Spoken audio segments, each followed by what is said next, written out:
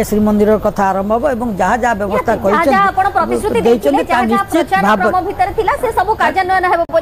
ସଭାପତି ସୂଚନା ଦେଇଛନ୍ତି। ତେବେ ତା ସହିତ ଆମେ ଆଉ ଥରେ ଶୁଣି ନେବା ବିଜେପି ରାଜ୍ୟ ସଭାପତି ମନମୋହନ ସାମଲ କଣ କହିଛନ୍ତି ଏନେ। सरलाणी राति पाइलाणी आउ कार्ड तो बदल आयुष्मान हम ओडिशा आयुष्मान लागू कर आमर 1.5 कोटी ओडिया लोक जे बाहर रोचंती भी कार्यकारी हम ये कार्यकारी लिमिटेड स्कोप अच्छी से कार्ड बीएस कहले से बंद हो साधारण लोक 100% 5 लाख टका समस्ते चिकित्सा पाइबे तादरे कौन से लिमिटेसन रही जमी से करदे आईसीयू रही अमुक रहीपर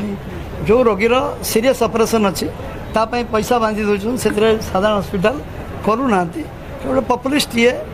आम करवानी जिद्दे जो करते तार समाप्ति होती तेणु आलोचना कहीं करवा आम सरकार जो दिन आस आयुष्मान योजना से दिन लागू आपण सुनिथिले मनमोहन सामल जेतबे गणमाध्यम रे प्रतिक्रिया रखुथिले एवं जेतबे सरकार आसीछि भारतीय जनता पार्टी एवं जो प्रतिनिधि देथिले जो कमिटमेंट करथिले मैनिफेस्टो रे जो कथा कहिथिले राज्यवासी को पई ता खूब शीघ्र से पूर्ण करिवे एवं नमस्कार दर्शक बंधु मु प्रदीप आपण मानकु स्वागत करूची आजिर आउ एक नुआ भिडियो रे। तो आजिर ई भिडियोटी समस्त ओडिशावासी मानक पई जाकि एक बहुत गुरुत्वपूर्ण भिडियो रहिबो कारण जो निर्वाचन रो फलाफल को नहीं ओडिशावासी मानक पई एक बड़ जहाँकि असुविधार सम्मुखीन होगा जाउचंती जहाँकि आपण मानकु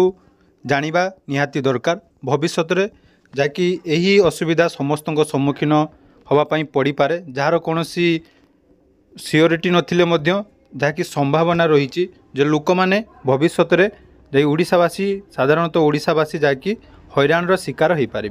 तो कौन एवं किपरि से हैरान शिकार होगा जाउचंती तो आसतु ता विषय एक जहाँकि तथ्य आसी से विषय आलोचना करवा। तो देखूँ जहाँकि आसंता काली निर्वाचन फलाफल पर ओडिशा रे बीजेडी सरकार जहाँकि निजर क्षमता को आज हस्तांतर करी माननीय मुख्यमंत्री जो थिले नवीन पट्टनायक आज इस्तीफा प्रदान कले तो मंत्रिमंडल जहाँकि वर्तमान भांगी जाइए तो नुआ करी ओडिशा रे सरकार होगापाई जाउची किंतु से सरकार हवा पूर्वर एक बहुत दुखर कथा बा ओडिशावासी मानक पई जहाँकि एक असुविधार सम्मुखीन होगापाई जाउचंदी कारण आपण माने जानिथिबे जो विजु स्वास्थ्य कल्याण योजना तो ये विजु स्वास्थ्य कल्याण योजना रे ओडिशा सरकार तरफरु ओडिशार समस्त परिवार को जहाँकि 10 लाख टंकार आर्थिक सहायता प्रदान करा जाउतला जहाद्वारा ओडिशार समस्त गरीब श्रेणीर लोक मैंने जहाँकि मागणारे चिकित्सित हो पारुथिले। तो एने जदि आम कथा राजनीति को गोटे साइड रखी जदि आम कथा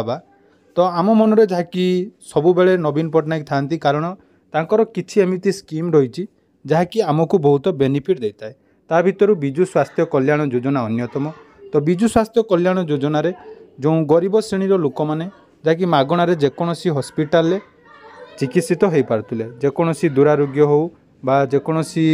असुविधा बा दुर्घटना घटिले यही चिकित्सा तांको बहुत लाभदायक होतिला। आमे जानिचु राज्य सरकार हुए तो कौन कारणवशत लोक मानकर जहाँकि प्रिय हो पारे ना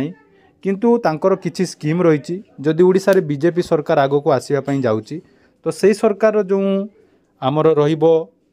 मेंटालिटी से हुए तो BSKY कार्ड बंद करिया पई चेष्टा करि पारे कारण जहाँकि विजु स्वास्थ्य कल्याण कार्ड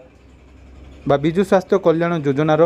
पुणी एक आउ गोटे विकल्प भाव में आयुष्मान कार्ड किंतु मु कहि रखिबि आयुष्मान कार्ड रे जो 5 लाख टंका प्रदान करा जिवो ताहा एक बीमा कंपनी द्वारा आपन को प्रदान करा जिवो तो तार प्रोसेस मध्य वर्तमान ओडिशा रे आरंभ होई नाही तो ओडिशा रे आरंभ होबा पई जाकी किछि दिन निहाती लागिवो पाखापाखि 1 वर्ष मध्य लागि पारे 1 वर्षरु मध्य अधिक होई पारे जदि विजु स्वास्थ्य कल्याण कार्ड बंद हो जाए ताहले लोक माने निहाती यार असुविधार सम्मुखीन हेबे एवं राज्य सरकार जो थिले बीजेडी सरकार तरफरु जो जो घोषणा करा जाइतिला बा जो जो स्कीम रहितिला से स्कीम हुए तो आगो को बंद हो जाई पारे। तो देखा जाऊ कौन आगो को हवा पाई जाउची। तो वर्तमान लो गोटे रिपोर्ट आसी मु आपण मानक सहित से शेयर करूची तो एटी आपण माने देखि पारुथुबे देखि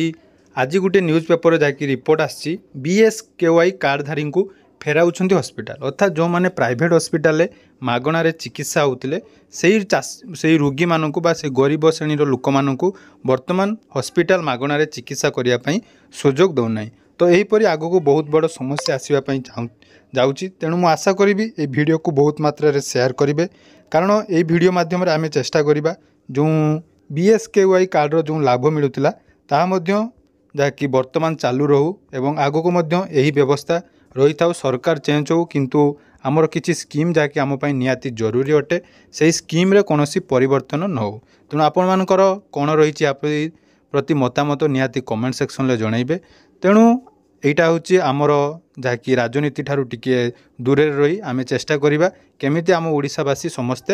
যাকি মাগଣାରେ চিকিৎসা হয়ে পারিবে এবং যে স্কিম মানে রয়েছে যাকি আম